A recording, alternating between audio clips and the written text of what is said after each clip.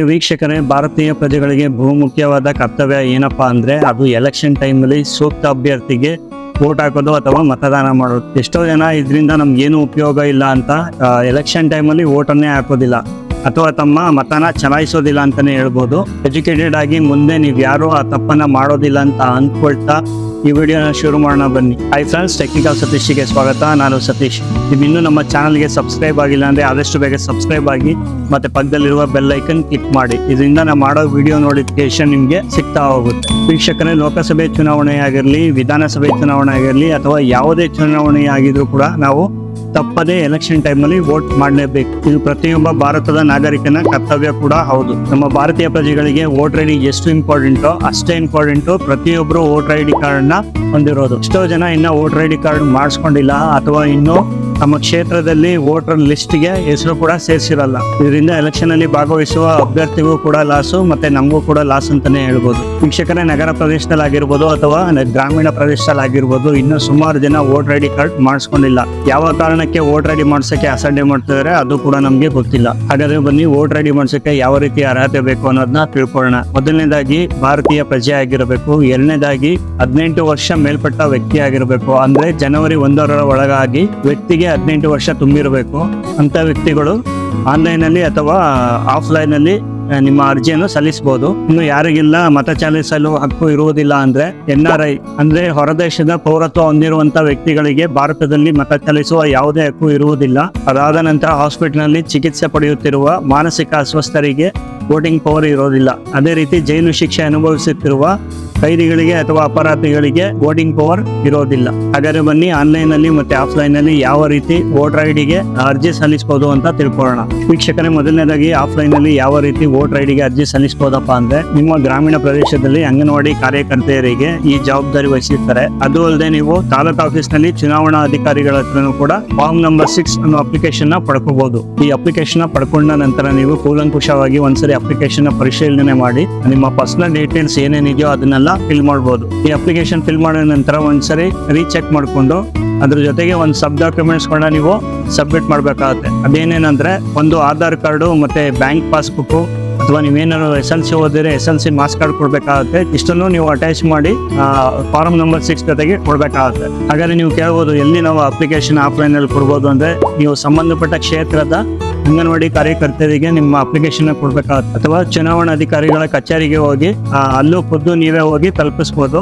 ಇಲ್ಲ ನನಗೆ ತುಂಬಾ ಕೆಲಸ ಇದೆ, ನನ್ಗೆ ಅಲ್ಲಿಗೆಲ್ಲ ಹೋಗಕ್ಕಾಗಲ್ಲ ಅನ್ನೋದಾದ್ರೆ ನೀವು ಪೋಸ್ಟ್ ಮುಖಾಂತರನು ತಲುಪಿಸಬಹುದು. ವೀಕ್ಷಕರೇ, ಇನ್ನು ಆನ್ಲೈನ್ ಅಲ್ಲಿ ವೋಟರ್ ಐಡಿಗೆ ಯಾವ ರೀತಿ ಅರ್ಜಿ ಸಲ್ಲಿಸಬಹುದು ಅನ್ನೋದನ್ನ ತಿಳ್ಕೊಳ್ಳೋಣ ಬನ್ನಿ. ವೀಕ್ಷಕರೇ, ಮೊದಲನೇದಾಗಿ ಯಾವ್ದಾದ್ರು ಬ್ರೌಸರ್ ಓಪನ್ ಮಾಡ್ಕೊಂಡು voters.eci.gov.in ಅನ್ನೋ ವೋಟರ್ ಐಡಿ ವೆಬ್ಸೈಟ್ ಗೆ ಲಾಗಿನ್ ಆಗಿ ನಂತರ ಸ್ನೇಹಿತರೆ ಇಲ್ಲಿ ನಿಮ್ಗೆ ಸೈನ್ ಅಪ್ ಅಂತ ಆಪ್ಷನ್ ಕೇಳುತ್ತಲ್ಲ, ಇಲ್ಲಿ ಕ್ಲಿಕ್ ಮಾಡಿಕೊಂಡು ನಿಮ್ಮ ಡೀಟೇಲ್ಸ್ ಅಂದ್ರೆ ಮೊಬೈಲ್ ನಂಬರು ಮತ್ತೆ ಪಾಸ್ವರ್ಡ್ ನ ಕ್ರಿಯೇಟ್ ಮಾಡಿಕೊಂಡು ಲಾಗಿನ್ ಪೇಜಿಗೆ ಬನ್ನಿ. ಅದಾದ ನಂತರ ನಿಮ್ಮ ಮೊಬೈಲ್ ನಂಬರು ಮತ್ತೆ ಪಾಸ್ವರ್ಡ್ ನ ಹಾಕಿ ಇಲ್ಲಿ ಕ್ಯಾಪ್ಚಾ ಕೋಡ್ ತೋರಿಸುತ್ತೆ, ಅದನ್ನ ಫಿಲ್ ಮಾಡಿಕೊಂಡು ರಿಕ್ವೆಸ್ಟ್ OTP ಅಂತ ಕಳಿಸಿ ನಿಮ್ಮ ಮೊಬೈಲ್ಗೆ 6 ಡಿಜಿಟ್ ನ OTP ಬಂದಿರುತ್ತೆ, ಅದನ್ನ ಇಲ್ಲಿ ಎಂಟ್ರಿ ಮಾಡ್ಕೊಳ್ಳಿ. ನೆಕ್ಸ್ಟ್ ವೆರಿಫೈ ಅಂಡ್ ಲಾಗಿನ್ ಅಂತ ಬರ್ತಾ ಇದೆಯಲ್ಲ ಆಪ್ಷನ್, ಅದ್ರ ಮೇಲೆ ಕ್ಲಿಕ್ ಮಾಡ್ಕೊಳ್ಳಿ. ವೀಕ್ಷಕರೇ, ನೀವು ಇಲ್ಲಿ ಹೊಸದಾಗಿ ವೋಟರ್ ಐಡಿ ಅಪ್ಲಿಕೇಶನ್ ಹಾಕ್ತಾ ಇರೋದ್ರಿಂದ ಫಿಲ್ ಫಾರ್ಮ್ ನಂಬರ್ 6 ಅಂತ ತೋರಿಸುತ್ತೆ ಆಪ್ಷನ್, ಅದ್ರ ಮೇಲೆ ಕ್ಲಿಕ್ ಮಾಡ್ಕೊಳ್ಳಿ. ನಂತರ ಈ ರೀತಿ ಇಂಟರ್ಫೇಸ್ ತೋರಿಸುತ್ತೆ. ಫಸ್ಟ್ ಲ್ಯಾಂಗ್ವೇಜ್ ನ ಸೆಲೆಕ್ಟ್ ಮಾಡ್ಕೊಳ್ಳಿ, ಕನ್ನಡ ಅಂತ.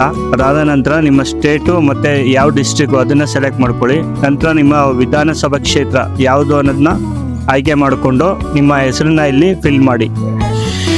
ಸ್ನೇಹಿತರೆ, ಇದಾದ ನಂತರ ನೀವು ಮೊದಲನೇದಾಗಿ ಪಾಸ್ಪೋರ್ಟ್ ಸೈಜ್ ಫೋಟೋನ ಸ್ಕ್ಯಾನ್ ಮಾಡಿ ಇಟ್ಕೊಂಡಿರ್ಬೇಕಾಗುತ್ತೆ. ನಂತರ ಇಲ್ಲಿ ಚೂಸ್ ಫೈಲ್ ಅಂತ ಕೇಳುತ್ತೆ, ಅದ್ರ ಮೇಲೆ ಕ್ಲಿಕ್ ಮಾಡಿಕೊಂಡು ಮುಂದೆ ಅಂತ ಆಪ್ಷನ್ ತೋರಿಸುತ್ತಲ್ಲ ಅದ್ರ ಮೇಲೆ ಕ್ಲಿಕ್ ಮಾಡಿ. ಸೊ ನೆಕ್ಸ್ಟ್ ನಿಮ್ಮ ತಂದೆ ಹೆಸರನ್ನ ಇಲ್ಲಿ ಟೈಪ್ ಮಾಡ್ಕೊಳ್ಳಿ. ಟೈಪ್ ಮಾಡಿದ ನಂತರ ಇಲ್ಲಿ ನೆಕ್ಸ್ಟ್ ಮುಂದೆ ಅಂತ ಆಪ್ಷನ್ ಇರುತ್ತಲ್ಲ ಅದ್ರ ಮೇಲೆ ಮತ್ತೆ ಕ್ಲಿಕ್ ಮಾಡ್ಕೊಳ್ಳಿ. ನೆಕ್ಸ್ಟ್ ವೀಕ್ಷಕರೇ, ಇಲ್ಲಿ ನಿಮ್ಮ ಮೊಬೈಲ್ ಸಂಖ್ಯೆನ ಎಂಟ್ರಿ ಮಾಡಬೇಕಾಗುತ್ತೆ. ನಿಮ್ಮ ಆಧಾರ್ ಕಾರ್ಡ್ ಅಲ್ಲಿ ಯಾವ ಸಂಖ್ಯೆ ಇದೆಯೋ ಅದನ್ನ ಇಲ್ಲಿ ಫಿಲ್ ಮಾಡಿ. ಅದಾದ ನಂತರ ಇಲ್ಲಿ ನಿಮ್ಮ ಆಧಾರ್ ನಂಬರ್ ಕೇಳುತ್ತೆ, ಅದನ್ನ ಎಂಟ್ರಿ ಮಾಡಿ. ಸೊ ನಿಮ್ಮ ಜೆಂಡರ್ನ ಸೆಲೆಕ್ಟ್ ಮಾಡಿಕೊಂಡು ನೆಕ್ಸ್ಟ್ ಜನ್ಮ ದಿನಾಂಕದ ವಿವರಗಳು ಅಂತ ಕೇಳುತ್ತೆ, ಅಂದ್ರೆ ನಿಮ್ date of birth date of birth ನ ಸರಿಯಾಗಿ ಎಂಟ್ರಿ ಮಾಡಿ. ವೀಕ್ಷಕರ, ಮುಂಚೆ ನೀವು ಆಧಾರ್ ಕಾರ್ಡ್ ನ ಸ್ಕ್ಯಾನ್ ಮಾಡಿ ಆ ಕಾಪಿನ ಇಟ್ಕೊಂಡಿರ್ಬೇಕಾಗತ್ತೆ. ನಂತರ ಅದನ್ನ ಸೆಲೆಕ್ಟ್ ಮಾಡಿ ಮುಂದೆ ಅಂತ ಕ್ಲಿಕ್ ಮಾಡಿ. ನಂತರ ವೀಕ್ಷಕರ, ಇಲ್ಲಿ ಪ್ರಸ್ತುತ ವಿಳಾಸದ ವಿವರಗಳು ಅಂತ ಬರ್ತಾ ಇದೆ, ಅಂದ್ರೆ ನಿಮ್ಮ ಅಡ್ರೆಸ್.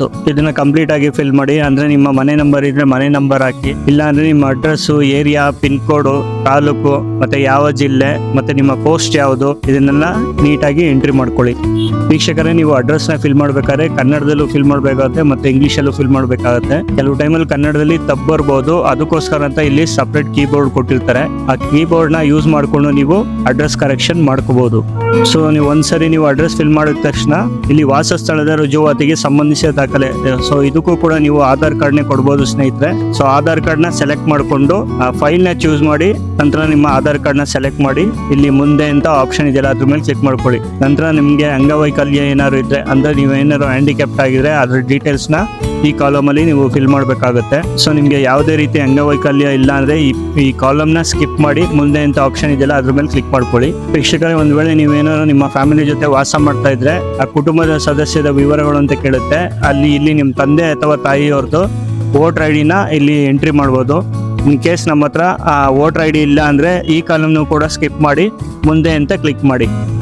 ಸೊ ಲಾಸ್ಟ್ ಕಾಲಮ್ ಬಂದು ಡಿಕ್ಲರೇಷನ್. ಸೊ ನೀವು ಯಾವ ಊರಲ್ಲಿ ಹುಟ್ಟಿದ್ದೀರಾ ಅನ್ನೋದನ್ನ ಇನ್ನೊಂದ್ಸರಿ ಇಲ್ಲಿ ಈ ಕಾಲಮ್ನಲ್ಲಿ ಎಂಟ್ರಿ ಮಾಡ್ತಾ ರಾಜ್ಯ, ಕೇಂದ್ರಾಡಳಿತ ಪ್ರದೇಶ ಅಂತ ಕೇಳುತ್ತೆ, ಅದನ್ನ ಕ್ಲಿಕ್ ಮಾಡಿಕೊಂಡು ನಿಮ್ಮ ಜಿಲ್ಲೆನ ಆಯ್ಕೆ ಮಾಡ್ಕೊಳ್ಳಿ. ನೆಕ್ಸ್ಟ್ ನೀವು ಎಷ್ಟು ವರ್ಷದಿಂದ ನೀವು ಅಲ್ಲಿ ವಾಸ ಮಾಡ್ತಾ ಇದ್ದೀರಾ ಅನ್ನೋದನ್ನ ಈ ಕಾಲಮ್ನಲ್ಲಿ ಮೆನ್ಷನ್ ಮಾಡಿ.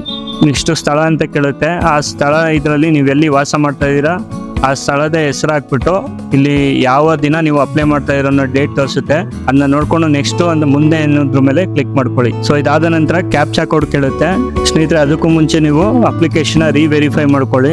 ಇನ್ ಕೇಸ್ ನಿಮ್ಮ ಯಾವ್ದು ಕಾಲಮಲ್ಲಿ ಏನಾದ್ರು ನೀವು ತಪ್ಪು ಮಾಡಿದ್ರೆ ಅದನ್ನ ಮತ್ತೆ ನೀವು ರೀ ಎಂಟ್ರಿ ಮಾಡ್ಕೊಂಡು ಲಾಸ್ಟ್ ಫೈನಲ್ ಆಗಿ OTP ಕಳಿಸಿ ಸಬ್ಮಿಟ್ ಮಾಡ್ಬೋದು. ಸೊ ಒಂದ್ಸರಿ ನೀವು ಎಲ್ಲ ರೀಚೆಕ್ ಮಾಡಿದ್ಮೇಲೆ ಚೆಕ್ ಕೋಡ್ ಫಿಲ್ ಮಾಡಿ ಸೆಂಡ್ OTP ಮೇಲೆ ಕ್ಲಿಕ್ ಮಾಡಿದ್ರೆ ನಿಮಗೆ 6 ಅಂಕಿಯ OTP ಬರುತ್ತೆ. ಸೊ 6 ಅಂಕಿಯ OTP ನ ಎಂಟ್ರಿ ಮಾಡಿದ ತಕ್ಷಣ ಇಲ್ಲಿ ಮುನ್ನೋಟ ಅಂದ್ರೆ ನೀವು ಪ್ರಿವ್ಯೂ ಒಂದ್ಸರಿ ನೋಡ್ಕೋಬಹುದು. ಏನೇನು ಫಿಲ್ ಮಾಡಿದ್ದೀನಿ ನಾನು, ಏನಾದರೂ ತಪ್ಪು ಮಾಡಿದ್ದೀನ ಅಂತ ಇನ್ನೊಂದ್ಸರಿ ರೀಚೆಕ್ ಮಾಡ್ಕೋಬಹುದು. ಇಲ್ಲಿ ಸಲ್ಲಿಸುವಂತ ಆಪ್ಷನ್ ಅದ್ರ ಮೇಲೆ ಕ್ಲಿಕ್ ಮಾಡಿ ನಿಮ್ಮ ಅಪ್ಲಿಕೇಶನ್ ಸಲ್ಲಿಸಬಹುದು. ಅಥವಾ ಒಂದ್ ವೇಳೆ ನಿಮ್ಮ ಅಪ್ಲಿಕೇಶನ್ ನೀವೇನಾದ್ರು ತಪ್ಪು ಮಾಡಿದ್ರೆ ಕೀಪ್ ಎಡಿಟಿಂಗ್ ಅಂತ ಇರುತ್ತಲ್ಲ, ಈ ಆಪ್ಷನ್ ಕ್ಲಿಕ್ ಮಾಡಿಕೊಂಡು ಸಬ್ಮಿಟ್ ಮಾಡಬಹುದು. ಇಲ್ಲಿ ಕೇಳುತ್ತೆ ನಿಮ್ಗೆ, ನೀವು ಖಚಿತವಾಗಿರುವಿರಾ, are you sure you want to submit this form ಅಂತ. ಸೊ ಹೌದು ಅಂತ ಕ್ಲಿಕ್ ಮಾಡ್ಕೊಳ್ಳಿ. ಸೊ ಕ್ಲಿಕ್ ಮಾಡಿದ ನಂತರ ನಿಮ್ಗೆ ಇಲ್ಲಿ ಸ್ವೀಕೃತಿ ಅಂದ್ರೆ ಅಕ್ನಾಲಜ್ಮೆಂಟ್ ಜನರೇಟ್ ಆಗುತ್ತೆ. ಇದನ್ನ ಒಂದ್ ಕಡೆ ಡೌನ್ಲೋಡ್ ಮಾಡ್ಕೊಳ್ಳಿ. ಸೊ ಈ ರೀತಿ ನಿಮ್ಗೆ ಸ್ವೀಕೃತಿ ಪತ್ರ ಡೌನ್ಲೋಡ್ ಆಗುತ್ತೆ. ಅಂದ್ರೆ ಅಕ್ನಾಲಜ್ಮೆಂಟ್ ಜನರೇಟ್ ಆದ್ಮೇಲೆ ನೀವು ಅಂದ್ರೆ ನಿಮ್ಮ ಅಪ್ಲಿಕೇಶನ್ ನೀವು ಡೌನ್ಲೋಡ್ ಮಾಡ್ಕೋಬಹುದು. ವೀಕ್ಷಕರೇ, ಇದು ಆಫ್ಲೈನ್ ಅಲ್ಲಿ ಮತ್ತೆ ಆನ್ಲೈನ್ ಅಲ್ಲಿ ಯಾವ ರೀತಿ ವೋಟರ್ ಐ ಡಿಗೆ ಅರ್ಜಿ ಸಲ್ಲಿಸಬೇಕು ಅನ್ನೋ ವಿಷಯವಾಗಿತ್ತು. ಹೆಚ್ಚಿನ ಮಾಹಿತಿಗಾಗಿ ಟೆಕ್ನಿಕಲ್ ಸತೀಶ್ ಯೂಟ್ಯೂಬ್ ಚಾನಲ್ ನ ಸಬ್ಸ್ಕ್ರೈಬ್ ಮಾಡ್ಕೊಳ್ಳಿ, ಮತ್ತೆ ಪಕ್ಕದಲ್ಲಿರೋ ಬೆಲ್ ಐಕನ್ ಕ್ಲಿಕ್ ಮಾಡ್ಕೊಂಡು ಈ ವಿಡಿಯೋನ ಆದಷ್ಟು ಶೇರ್ ಮಾಡಿ, ಒಂದು ಲೈಕ್ ಕೊಡ್ತಾ ನಿಮ್ಮ ಅನಿಸಿಕೆ ಅಭಿಪ್ರಾಯಗಳನ್ನು ನನಗೆ ಕಮೆಂಟ್ ಮೂಲಕ ತಿಳಿಸಿ. ಧನ್ಯವಾದಗಳು.